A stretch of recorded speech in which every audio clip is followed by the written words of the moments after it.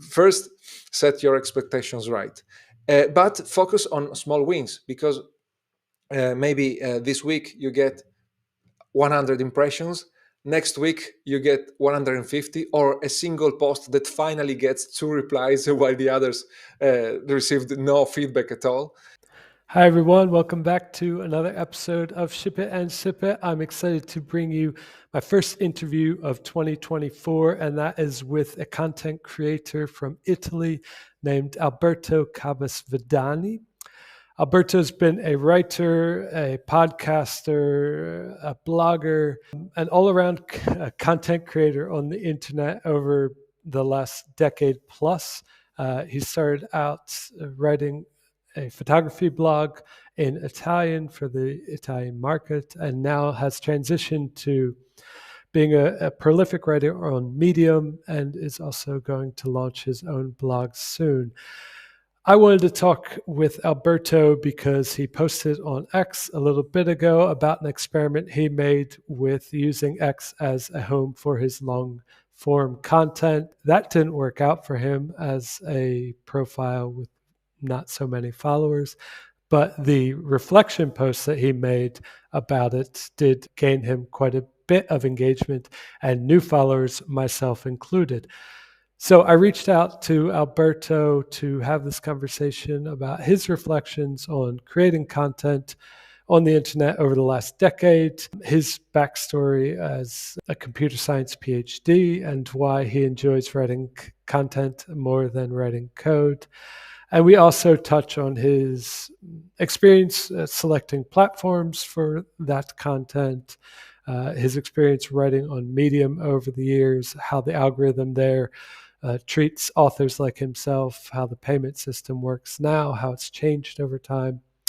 And we wrap up with some advice for startup founders about how to be consistent with their content creation online, how to use long and short form content to support their startup goals, and much more.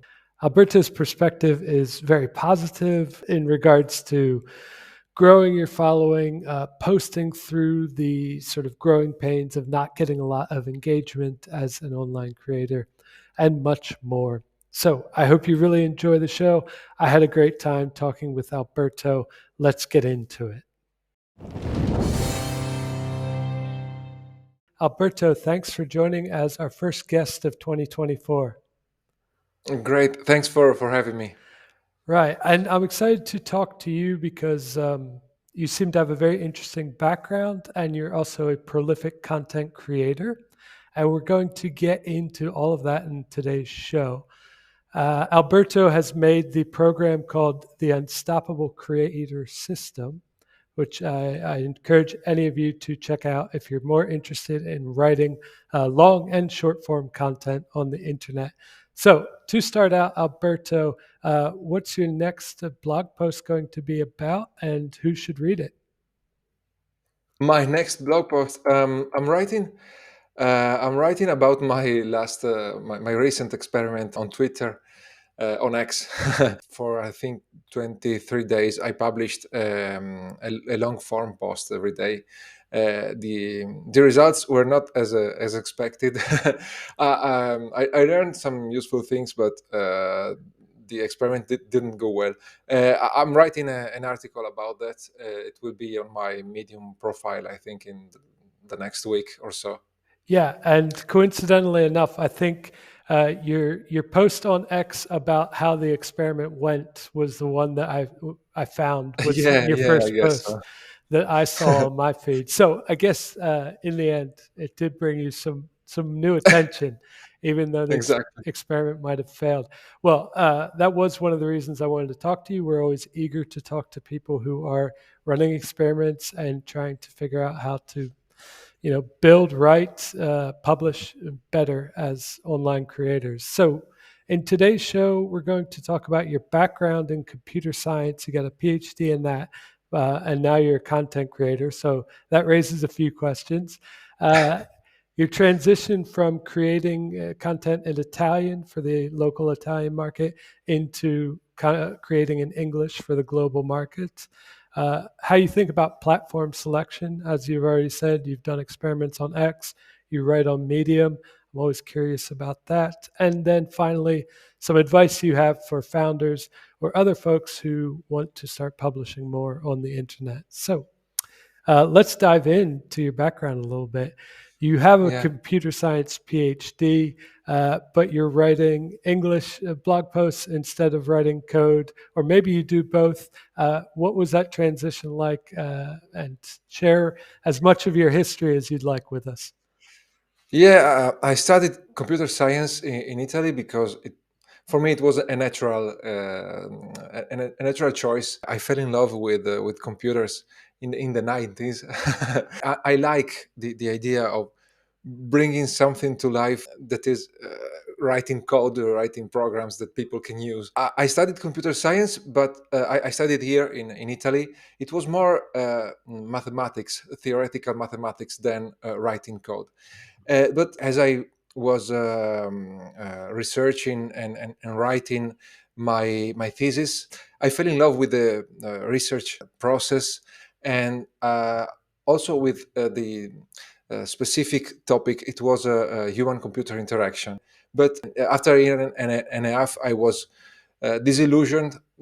There was not enough money to send me to conferences or to buy the equipment I needed, and it was just not a good environment to be in. I thought about quitting, but then I managed to bring it to the end. I didn't like the people I was working with, and I just had to go to an office and sit in front of a computer and talk to people I didn't like.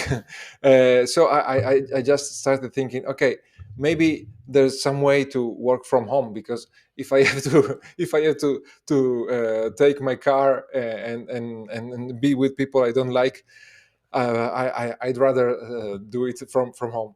And uh, after a lot of searching, I stumbled into the 4-hour work week, which was about 3 years old at the time.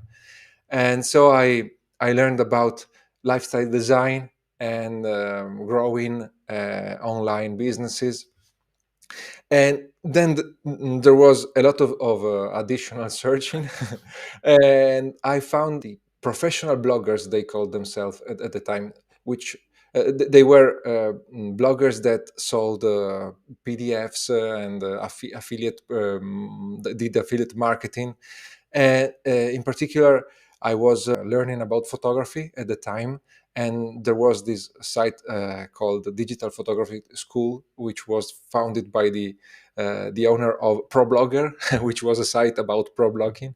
And since I liked learning and teaching, I thought that blogging could be the way to start working from home. And so I started a blog about photography because I just started learning about photography. I spent about 6 8 months learning about photography, and I was very quick to learn the basics. And I saw that in Italy there weren't strong competitors, nothing like what I found in the English market. And so I started my photography blog, and people soon started appreciating the clarity of my explanations. And Google appreciated my site too. It started ranking very soon, because my competitors, I think uh, they weren't using on-page SEO as well as me. And so I quickly started getting a lot of views. I reached 300 page views per month, which in Italy was a large number.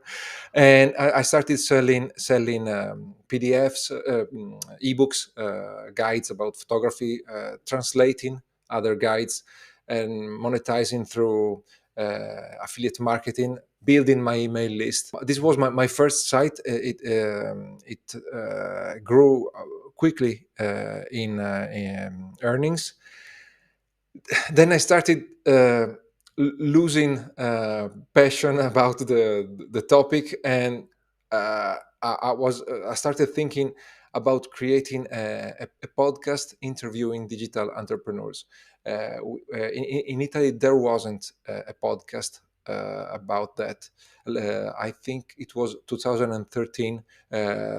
Italy has been very slow to adopt podcasting as a way of expression, a way of doing content marketing. I found a guy who had the same idea as me and already published a couple of episodes.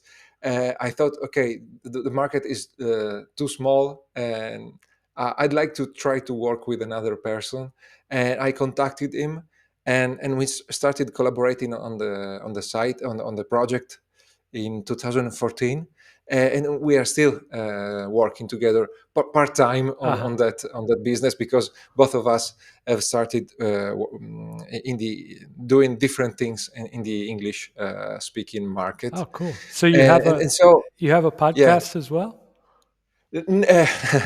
It's a strange story, because the podcast was the audience liked the podcast, but we after a couple hundred interviews, we reached a ceiling. Hmm. We couldn't break it in any way, and the as you know, the guests usually are an engine of growth, Yeah, because yeah, they share the only two people shared their interview, and so that was not working, and also it was very hard to convert listeners to email subscribers, and many people were listening just for entertainment and inspiration but not buying. yeah, yeah. So we moved to tutorials on YouTube and articles on our blog, which which attracted far more email subscribers and customers. So we simply stopped the podcast. We spent a couple hours on maybe more on every interview, but the ROI wasn't there. Yeah, yeah, that makes sense. That opens up my next question. I wanted to ask you about some of the challenges you faced as an early writer. I guess it's January, so a lot of people might have the goal to write more in 2024, or start a blog, or start a newsletter. There's so many options now. So thinking back to when you started, what were some of the challenges you faced, and how did you overcome them? Actually, I always loved teaching, and for me, having a blog about I was sharing what I was learning about photography, and so I never felt the resistance. I liked writing, so initially I was publishing a couple blog posts per week. Writing wasn't the challenge for me. It was maybe growing the earnings above a certain level, the level I reached almost organically. It was harder than the writing part. At a certain point, I was sharing what I was learning, uh, and I started spending less time on photography because there were many other things in my life. uh, I It seemed to me I already taught everything I knew. Probably it was not true, but at that time I started translating articles from other blogs.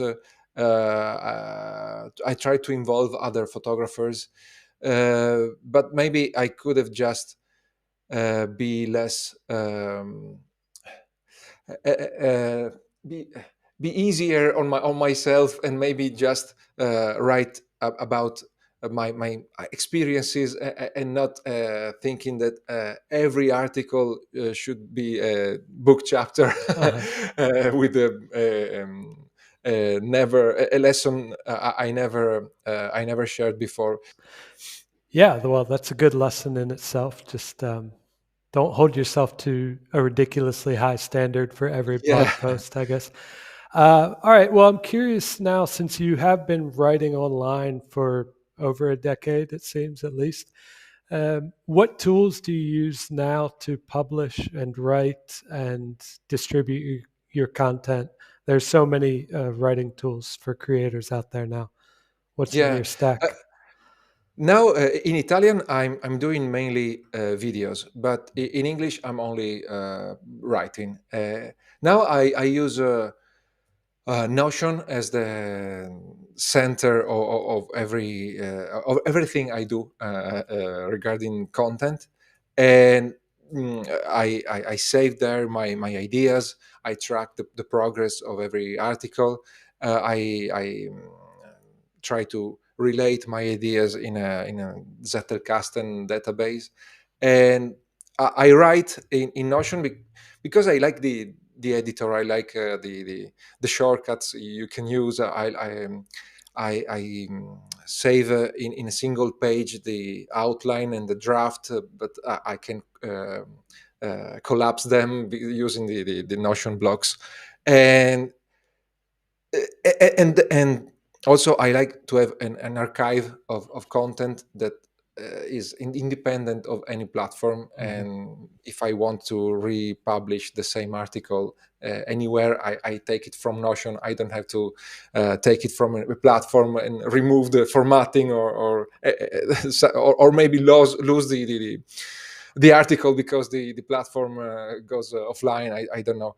uh, then from Notion, I paste it in a ConvertKit when I send if I have to send a newsletter. And fortunately, ConvertKit takes the formatting from Notion exactly as it Oh, is, so that's I nice. don't have to touch it. Yeah.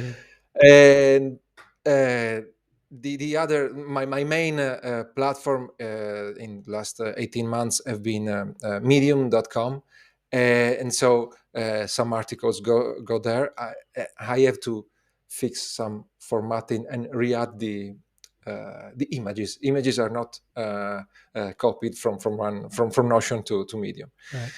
uh, and I'm using ProWriting Aid to fix the basic mistakes. I used Grammarly before, but there was a Black Friday offer for ProWriting Aid, so I got the lifetime offers, and I'm using that. Yeah, and then I use ChatGPT sometimes for checking uh, sometimes for checking the language because I have something in Italian in my mind and I want to find the optimal way to say it in English, and I ask ChatGPT, which is better than any other tool because you can converse. You can go back and forth until you get what you want. And I use the Power Thesaurus, I think, for synonyms and uh, antonyms. Yeah, I don't use so many. Yeah, and I use a Hype Fury to schedule for X, uh, because it has a very easy queue. You add to the queue and then set a schedule, and it publishes following the schedule. Then I have some automatic posts that go out every week on a specific day, on a specific time, and the auto reposts. Hmm. The best posts are reposted automatically. I try to be minimalist when it comes to tools. Otherwise, you spend more time uh, jumping from a tool to another and constantly changing your tools. Right, absolutely. I guess now would be a good time to talk a little bit about Medium since you mentioned it. I've been sort of writing on Medium, reading on Medium for about 7 years, and there were a lot of changes in the Yeah. way it handled professional writers, the way the algorithm, boosts Mm. professional versus non-professional writers or members, I guess you would say.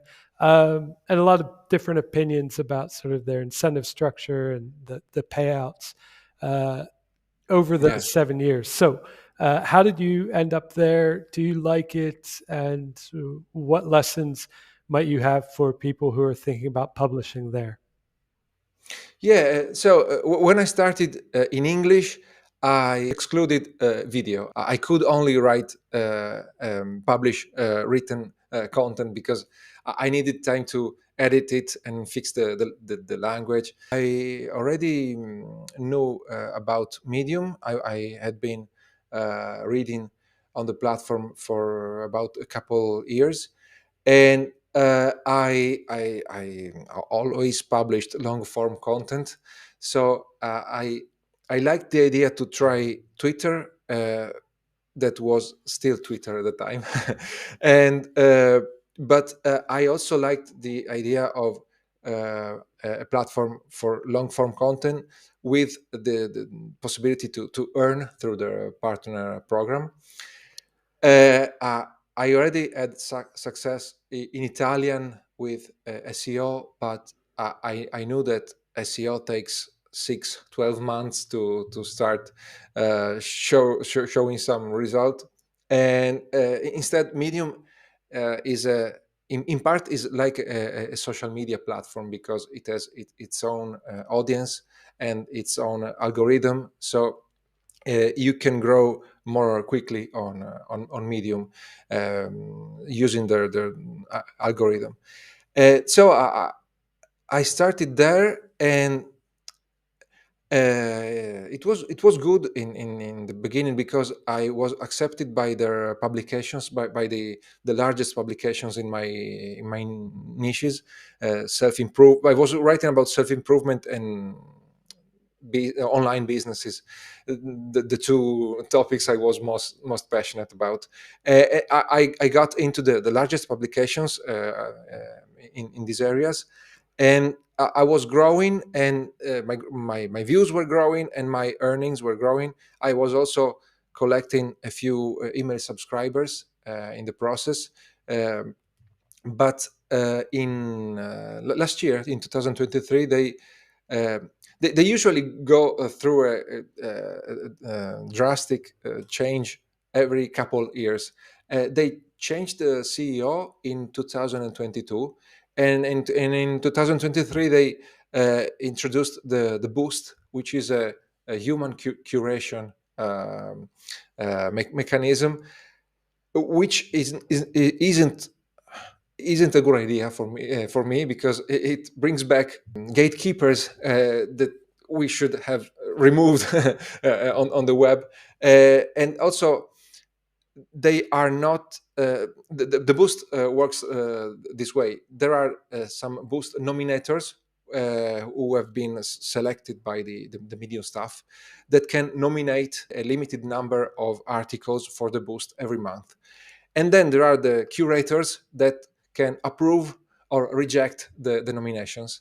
And the problem is that every nominator and every curator has his own biases. And so there's subjectivity in the nomination process. They said that with a large number of nominators, these biases could be ruled out in a way. But for now, there are about 100 nominators, and there are thousands of new articles every day on published every day on Medium. So it's very random who gets the boost. But fortunately, by the end of 2023, they reduced the power of the boost because it had a great weight in the earnings calculation formula, and so people were getting boosted. People were getting hundreds of dollars when their articles were boosted, but pennies when it didn't happen. They changed this in October, and I've noticed several authors, not huge authors, people with just a few thousand followers, that were getting again views and earnings without getting boosted as it was in 2022. This made it more hopeful about the platform. So I think it's still a good platform for writers. And with the new CEO, they started growing their subscribers again, paid subscribers, because Medium has mainly paid subscribers. They pay $5 every month, or $50 per year. And they were losing subscribers by the I think by the beginning of 2023, they were losing subscribers. But with the new CEO, they started growing again. They will reach about they will reach 1 million subscribers, paying subscribers. I think in January or February 2024, and so this sounds good for writers, because a growing platform brings more viewers and more money for all authors. So yeah, I slowed down my articles, my publications on Medium by the end of 2023, because I was trying other things. But this month, January, I will start publishing again, because I've seen interesting developments. Very cool. And just today, actually, I had this question on the outline, but I saw you tweeted about starting your own blog and setting up a Yeah. WordPress. So, why didn't you start out on your own blog, and why are you thinking about doing it now? I was hoping to grow more quickly on Medium, but I got caught in this new uh, evolution of the platform, which slowed me down. And but I know sooner or later I'd have to build my blog, just to have a home base, to show who I am, to show maybe my services or products. Then I got sidetracked by experiments. Um, and I'm thinking I will soon launch my blog, just to and mainly meanwhile the Medium changed the number of articles you can see if you are not a member. And you can, yeah, now you can see, if you're not a member and visit an article behind the paywall, you just see the initial part, Yeah. while before you could read 3 articles for free. And now there's no way for anyone to read an entire article of mine, unless I share my friend link, as they call it. And so this is another reason to put my articles on a blog. Since Medium allows you to publish your articles on your blog, even if you have them behind the Medium paywall, I launch my site and put my best articles there, my most representative articles. And maybe in a few months they will start getting some SEO traffic. But mainly I just want a portfolio site to send other people to see what I am doing. This is my reasoning Okay. currently. I guess maybe now, if we could give some simple advice or steps to someone, and for this section, let's focus just on someone who wants to build their sort of writing muscle online, right? So they Mm, want to get there. You wrote once on LinkedIn about the importance of volume as an online yeah. writer. So later we'll focus about founders that want to use their content to support a product or a startup. But right now, Hmm. if someone says, "I just want to publish a blog post every week for 2024," uh, and find my interests, find my voice as a writer. Um, Okay. what advice would you give them? Would you say, go on Medium, just publish their free content? Would you say sign up as a sort of a paid writer, or a member only writer? Try and Yeah. get on publications first. What would the steps be in your opinion? So when you are starting, the main limitation is time, because maybe you already have your job, or you are an entrepreneur but you are working on your business, so you don't have time to create your content. But the most important thing is getting into the rhythm, the publishing rhythm in the beginning, and as you said, developing your voice, finding what motivates you, finding what resonates best with your audience. This is why in the beginning you need quantity. You need quantity both in the sense that you need to write every day if possible, because you have to develop this habit, and because you need to get feedback from the audience, and get feedback, or maybe not get feedback, but you have to train the algorithms. You have to show the algorithms what you are, who you are, what you are writing about. And so if you really are short on time, maybe the best option is a short form platform like LinkedIn or X, and because you can publish a lot and get more feedback. But at the same time, uh, when you start from zero, you are publishing into the void. No one is seeing your content. Maybe LinkedIn, organic growth on LinkedIn is still working. It's totally dead on X. On X, the only way to get feedback when you start from zero is to reply to other people, and use your replies as your publish your posts as replies. Yeah, yeah. So test your content in replies.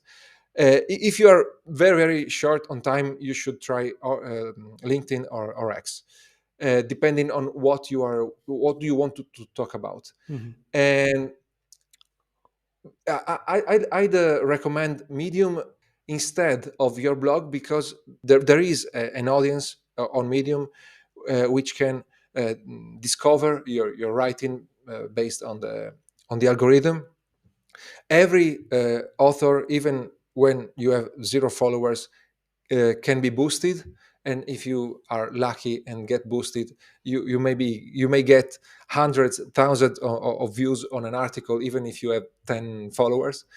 But even without the boost, you can grow faster than with your own blog.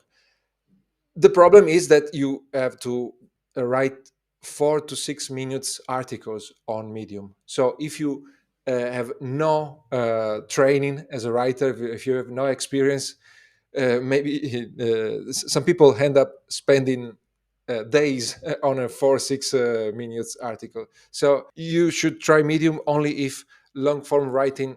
If an article takes 2 to 3 hours, okay, maybe you can try Medium, spend as long as you can every day writing, and try to publish a couple articles per week. If you don't have that time, you maybe uh, try shorter content.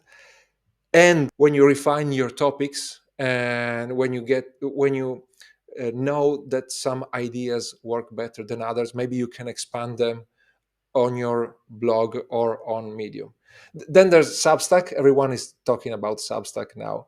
Organic growth on Substack is very hard. You still have to engage with other authors, swap recommendations, guest post. If you want to grow on Substack, either you have a large following on another platform and you can bring traffic to your Substack, or if you want to work only on Substack, every day you have to engage with other Substack authors, uh, get to know them, and exchange everything you can, exchange posts, exchange recommendations, and collaborate maybe on posts. I've not direct experience on Substack. I studied it because I'm very curious, and newsletters simply work now. Yeah, I think this is the Okay. the overview. Okay. Yeah, that's good advice. And I wanted to go back to one thing you said there about feedback and how at the beginning you're really not getting very much on a lot of the Yeah. platforms. How did you handle that feeling of sort of just posting into the void? No, I simply on Medium I never stopped into the void because organic reach works, Hmm. especially because you can use the publications which are magazines, and they have their own following. So you you often get some feedback, at least some feedback from the audience. On X instead, since there's no organic reach, I simply spend the most of my time replying, and maybe I repurpose my best replies as my posts, or I schedule some post simply because it's something I thought or I learned, and it doesn't cost me too much to write it and schedule it. And because I want people that come, maybe someone reads one of my replies and then goes to my profile. I want to show that my profile is active, so I have to keep publishing. But most of my efforts are spent on replying. There's no other way. You have to have far more than 1,000 followers, and it to get some traction on the posts on your profile. And also these followers have to be engaged followers. I have 830 followers now, but I think more than 400 started following me 3 years ago, the first time I tried to publish something on Twitter, and some of them uh, are are not active anymore, Hmm. or are not interested in me anymore, are not seeing my posts. So yeah, if you when you have such a small engaged following, you just get one reply once in a while. So I simply don't expect anything from my posts on my profile until I'll get another a large enough following. Okay. Well, that's good to know. And I think people can get quite discouraged. Even I myself Yeah, have been discouraged by sort of those dynamics before you put a lot of effort, or you can put a lot of effort into writing on these platforms and not see very much engagement just because of the way that they work. All right, yeah. let's pivot into some ideas about content for startup founders and to support Mhm. product growth on some of these platforms as well. So we are big fans of the Build in Public movement. I'm not sure if you're familiar with that hashtag on Yeah. X at all, but we love to see founders and work with founders who share their story, share their why, and sort of the path that they go on as they build their products. So, I guess, what advice would you have for those founders who want to start creating content, and how would it be different, I guess, from what you said earlier about just content creators who their main goal is to make Mm. content. Now you have a startup founder who their main goal is to, get signups for their product launch or to get new users into their app or web app.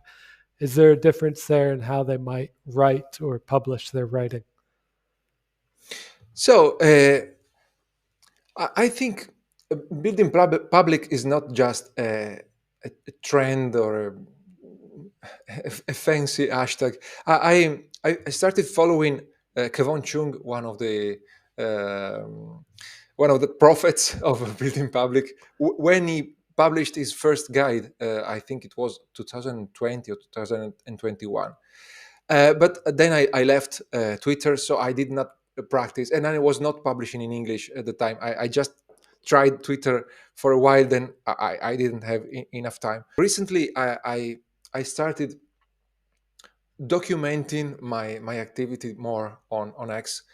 The post you saw, the first post you saw from me, it was in the style of building in public. I was sharing my results about my experiment, or with long form content on X. It has been the best post ever on my profile, and it shows that, well, talking about X on X is always working. But at the same time, it was an authentic post where I shared a failure because the experiment didn't go well, and I shared some reflections on what worked, what didn't work. Uh, uh, I think I see it on Medium too, but and it's also visible on LinkedIn. Uh, People want to see real people, real experiences online, and it's not just a thing related to content creators. It's just what people want to see on every platform.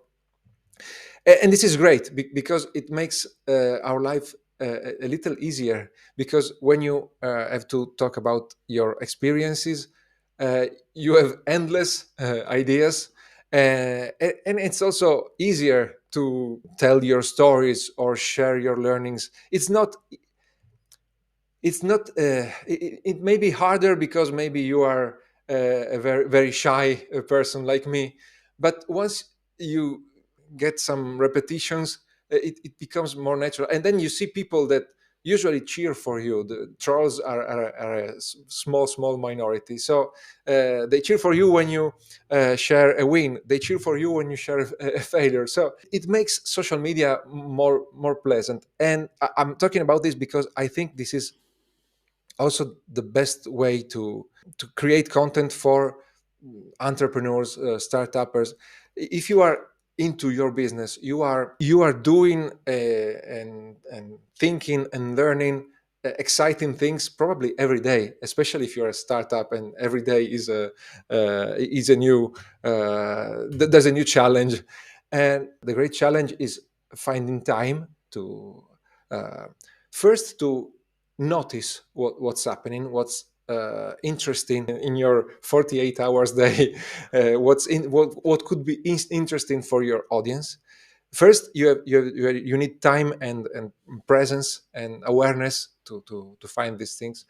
And then obviously you need time to share. But for example, you can commit to stop every hour or every time you complete a large task, and write down the most important, the most interesting thing of the last hour, for example, and keep a list, and maybe at the end of the day choose one thing and schedule it on LinkedIn or on X. The reply part, the engaging part, may be more difficult. Yeah, depending on the platform, it may be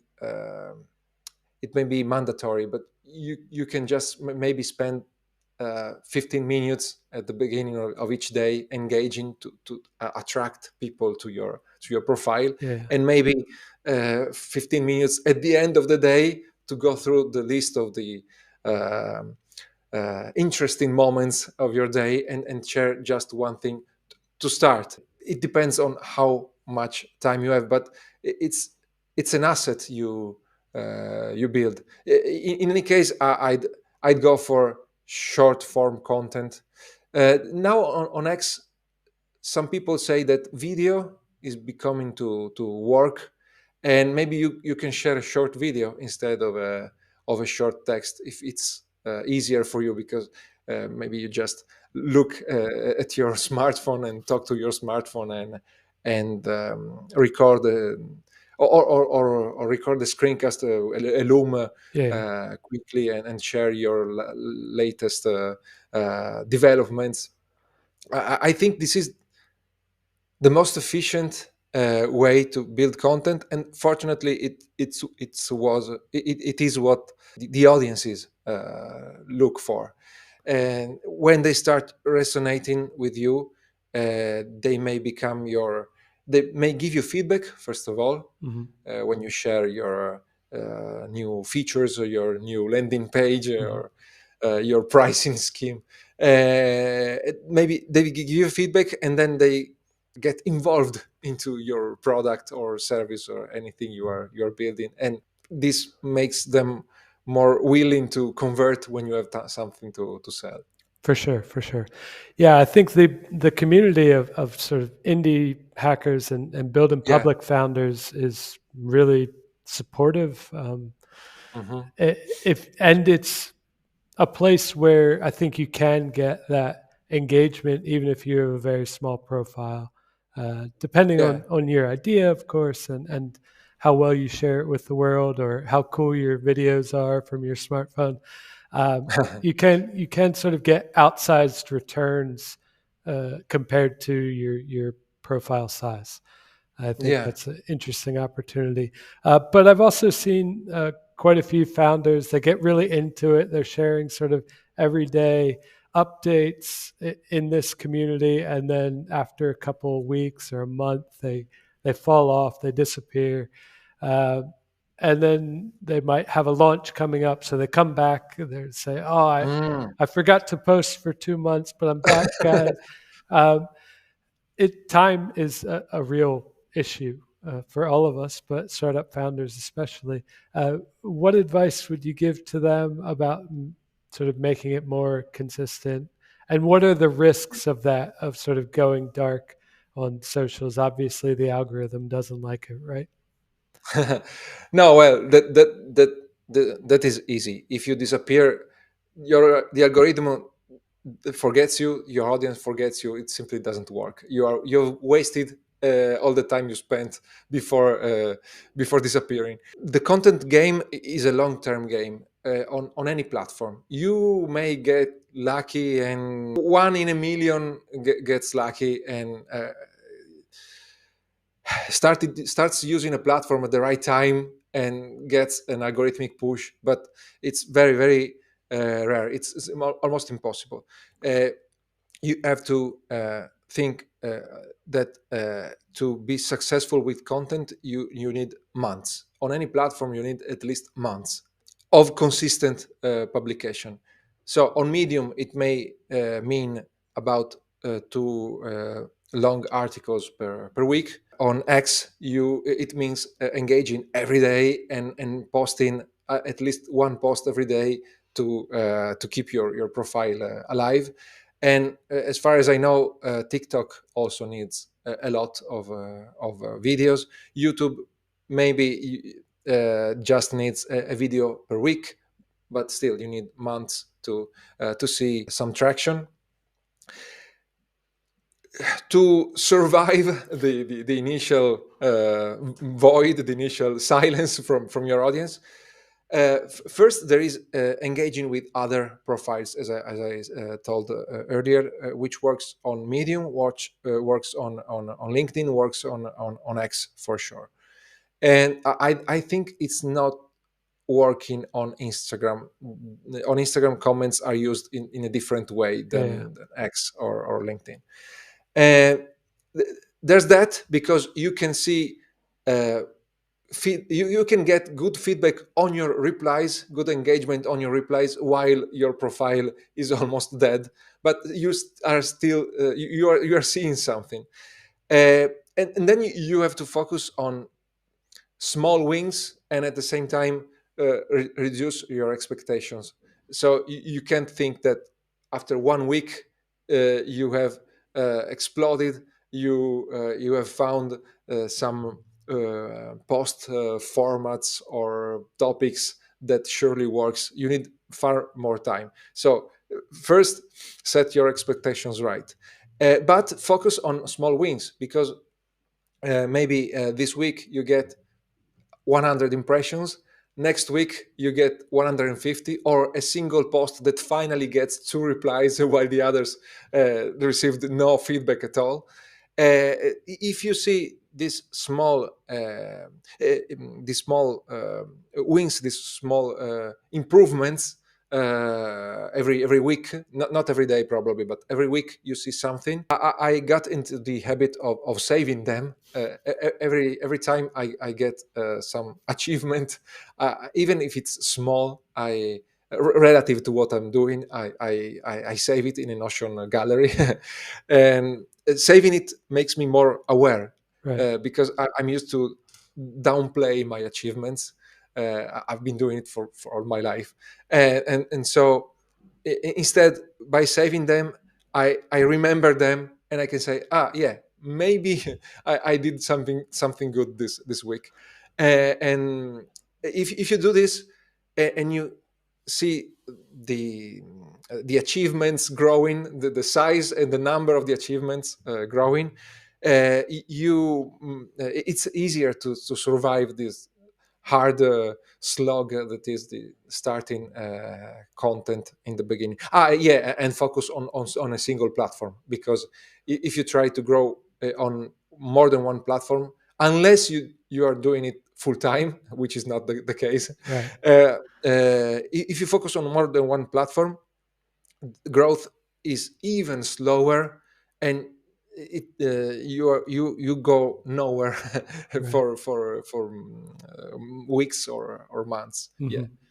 All right. Well, that's really good advice, and I think it's a really healthy perspective that you shared there to have on just facing the struggle that is writing yeah, content on the internet. yeah. And another one thing, if you can find 3 4 people who are on the same path, at the same level, Hmm. at your same level, you can maybe have a weekly or monthly call, and share how is it, or just a Twitter group, a WhatsApp group, a Right. Telegram group, and share with them what you are doing. You will probably learn that they are having your same challenges, and are your same slow growth, and so it will become easier to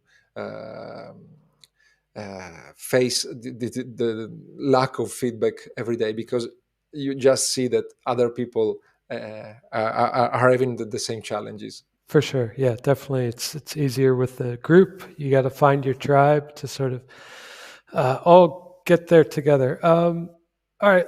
I don't want to keep you too long. We'll wrap this thing up, but let's talk a little bit about your thoughts on the future of content on the internet as it is here with AI generation, Yeah, and also with your background interest in photography that applies to both images and content creation. It's sort of changing everything there. How Google is handling AI generated content. We've seen like wild swings in SEO results yeah. for blogs that or websites that have a lot of AI generated content. Uh, what are some of your predictions for 2024? What do you hope might happen in the future of content online? I'm so predictions are very hard, given the speed of development we've seen. Uh, I think that if AI becomes very intelligent in terms of artificial general intelligence, AGI, uh, what we saw in the movies, if AI reaches that level, everyone will be out of a job.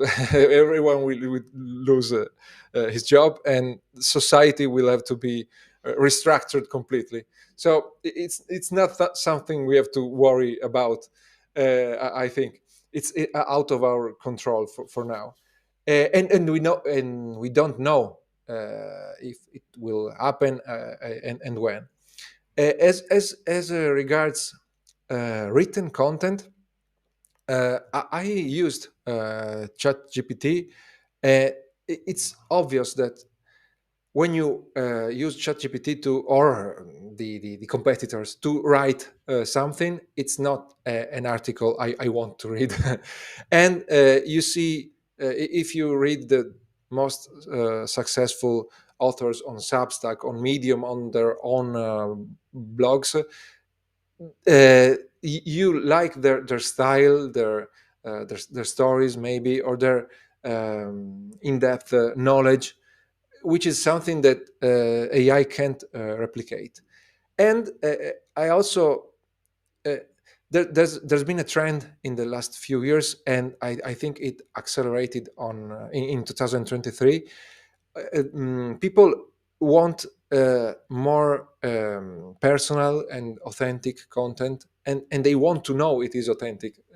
Maybe AI will be able to emulate authenticity in the future just by reading a lot of authentic blog posts. Uh, but as a human, I want to see that uh, there is a human behind a personal blog post. So I think that people will simply want to maybe if you are reading Wikipedia, you don't need to know that there's a person behind that article. But if you are reading a newsletter, if you are watching a YouTube video or reading a blog post, you want to know that there's a real person behind that. And so it doesn't. I think it won't matter the level that AI can reach, because people will keep want desiring looking will keep looking for content created but by other humans. I think I'm very positive about this. Yeah, that's a good perspective to have, and I hope it plays out as you have said. All right, before I let you go, you've created this system for writers called the Unstoppable Creator System. I want to give you a chance to sort of describe that and what can people learn there and where should they find it.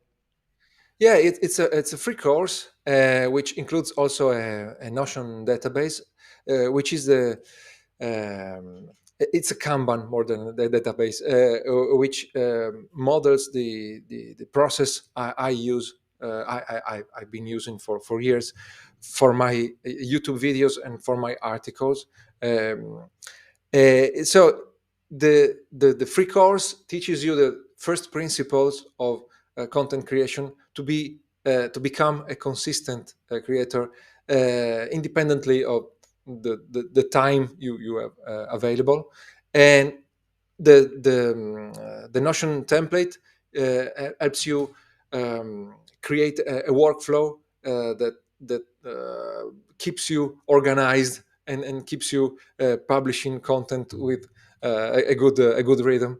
And you can get the system at unstoppablecreator.com, All right. and it will send you to a Gumroad page, and you can get it for free. Awesome. Well, I'll put a link to that in the show notes for today's show, and Oh, great. folks can find that and check it out. A lot of people love Notion as well as you do, Yeah. so it's a great place to house your writing, as you said. All right, Alberto, where should folks follow along in your writing journey? I know that you're on X and LinkedIn.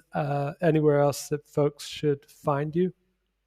No, I think X is the best place to stay updated. I will follow the building public approach to document my journey, my content journey, and my business journey too, because I have to experiment with monetization as soon as possible too.